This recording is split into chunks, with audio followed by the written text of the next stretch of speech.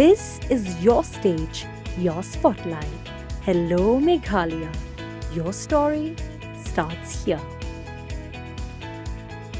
Hadin ka hukum na kayeng kasyari ka baailat ya ki badi jingde harut surok bad lenti ya kijat lani ki hawkers tang laikanta ha ka shisngi bande ya ki mar bat tiar jingde jongki man la kasngi bon na kini ki hawkers ki bladonru ya ki certificates of vending ki penpau bakin nomla ban buat ya ka ne ki jing betha kayeng kasyari ha ka lai tarik unaitung arhajar apusan kala ailat ya ki hawkers bande jingde nadu kapor khat architect hadu arbji no phaisngi bat kumju nadu kapor nyau shiteng janmit hadu khandai beje janmit henry hadu hennen kesngi tat hadu kesngi thok dieng kam syam lodon ka jingbuat renti ya ka jing betha ki hawkers ki penpau ka jing sngo phoi bakim yo shu kapor bakeluat man penbiang ya ki marjing di jongki kayeng kasyari kala thong da special officer ban patharu ya general secretary ka Meghalaya Greater Shillong Progressive Hawkers and Street Vendors Association ban yatri lang ban penbet renti ya ki kenrum kenram hapdeng ka sarkar jilla bat ki hawkers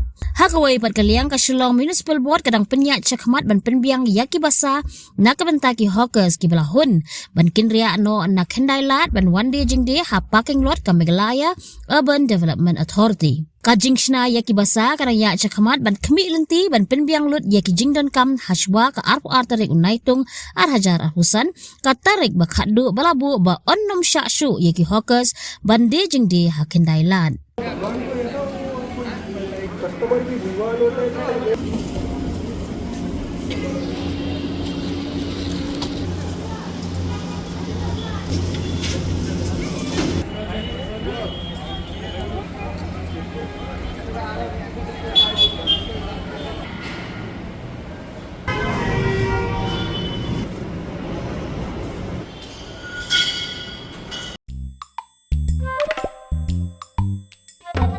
Habatin, pej bahagi ki shop